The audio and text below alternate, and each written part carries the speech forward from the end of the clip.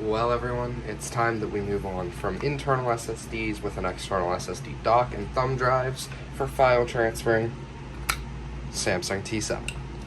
Okay, so first of all, I want to kind of go over a little bit of the specs here. So this is a 1TB gray Samsung portable SSD. It's a T7 model, meaning it is Type-C, Gen 3.2, and I believe it does come with a USB-C to A cable as well. And this is a super fast device. It's up to 1050 megabytes per second read and 1000 megabytes per second write, supported by that Type-C cable of 3.2. So let's get into this.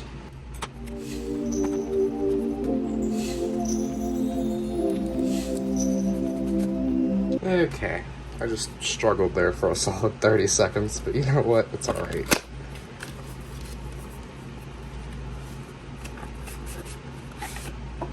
Okay, Samsung, your packaging is getting worse and better at the same exact time. Okay. I assume that meant to be there, but let's go ahead and pull the actual device out. Now, this is a lot smaller than I thought it was. Wow. That is, when they say this is credit card sized, they mean credit card sized. Wow, 1 terabyte is in there, and it is like only a few ounces. Okay, let's see what we got here. Cable-wise. Okay, looks like it's, okay, yep, C to C and C to A. Okay, so a while ago, I did a review on some thumb drives. Oh, and here's the manual. But a while ago, I did a review on the thumb drives that I was using, like, literally last night to transfer all my files, and they were great, but they also had some problems. For starters, the speed was really slow, and when you're using Final Cut Pro to edit, that is not something that's easy to do. I put all my files onto a bigger hard drive, and I use basically like a jump drive or an SSD to put it on, to throw it on the bigger drive, because it's on 2 separate computers and I don't have my NAS configured. It's pretty much impossible to configure it. So the drive speed on the thumb drives is like 20 to 30 megabytes a second read, which is very, very, very slow. So it's good now that we have this, since this is up to a gigabyte per second, and with my Mac literally having Thunderbolt 3, it literally will hit that speed. So we're going to basically kill this SSD.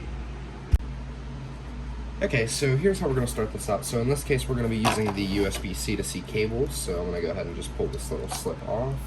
And here we have our decently long C to C cable, and this is actually a pretty good quality cable. It's nice and thick. It doesn't look like it's going to break that easy. So let's just go ahead and plug it into our tiny SSD and plug it into the Mac.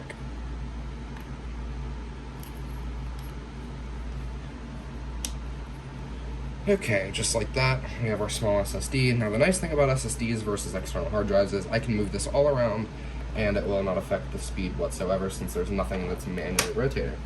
Now, go ahead and set that down, go on here. You can see that we have T7, and it looks like that there is a package file on here for us to install. I would believe that that is the hardware encryption, so I'm going to go ahead and go through that and install that. Okay, so after making sure the exFAT would work with Windows and Mac, we are good to go. So I'm going to go ahead and create a file and name it SSD stock files for these applications and stuff.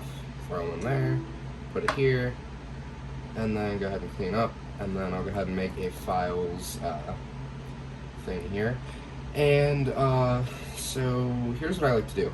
I have this thing on Windows called Crystal Disk Mark, and I don't think that they have it on here, but on here I do have a disk transfer rate tester, so I have to re-download it, but okay, never mind. Apparently it was already on there, but I just didn't see it, so please excuse my dirty screen. But let's go ahead and do a 4K, because that's mostly what I use, is 4K. So a full 4K video. Actually, we'll do 2160. So let's do a 4K video, that's 1 gigabyte, and test. Okay, so the read speed was a lot higher than the write, obviously. But that's not too bad, although they do say that you get higher speeds on Windows rather than Mac OS. But okay, so here is, I believe, 480p, something like that. Okay, so a little bit lower, but as you keep using the SSD, it'll get worn out and it'll just kind of, go a little bit lower. So for example, if we do a 4 gig test of 4K, just to kind of test it out here a little bit. So let's go ahead and scroll down to 4K Ultra HD.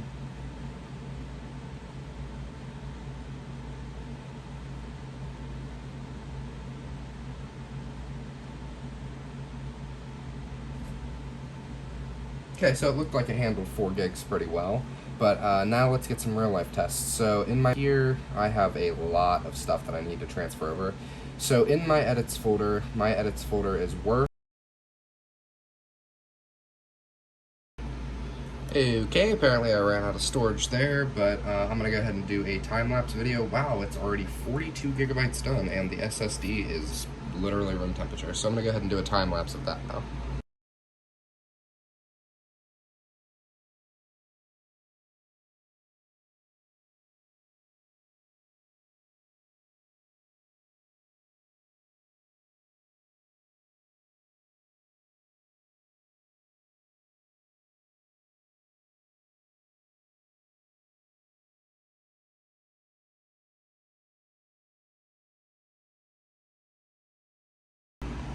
A little bit of an update here. I've been transferring a bunch of stuff so far, and if we go ahead and pull up that disk utility to view how much space is left, it's been like 20 minutes-ish, something like that.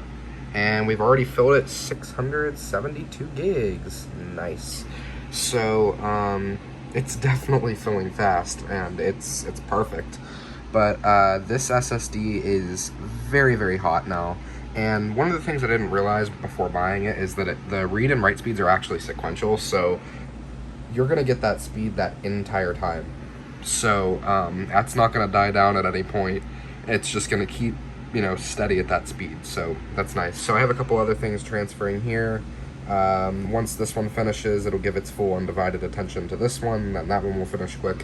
But overall, I'm pretty happy with it, because I don't need the transfers to be fast to the hard drive in here, because that can just sit there all day. But this, I'm always taking around places, always doing things, so once I get it from here to here, this and that can take as much time as it wants to transfer. So we're good there.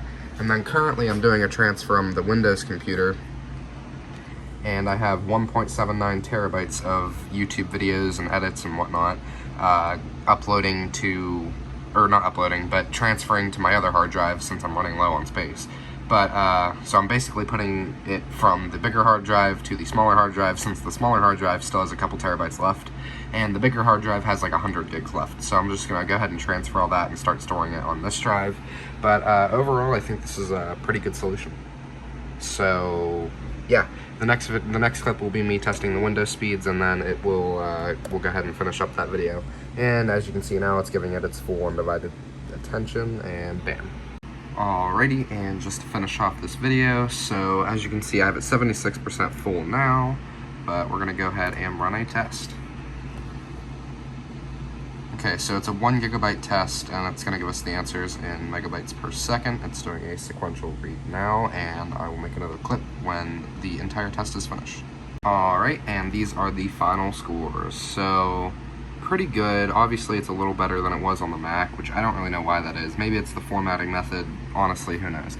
Now, I really need these speeds on Mac, so it's kind of sad that it's on Windows. But to give a more real-life example, I have 2 Forza Horizon 5 videos here that I had uploaded on YouTube a while ago. They were worth 3.68 gigabytes. I'm going to go ahead and copy them from my main SSD, which is, I'll get to the exact one. It's the SSD, or did I just say it's the SSD? It's the 970. So, yeah. I have a 970 Evo Plus. I couldn't think if it was a Pro or a Plus for a second, but it's a Plus.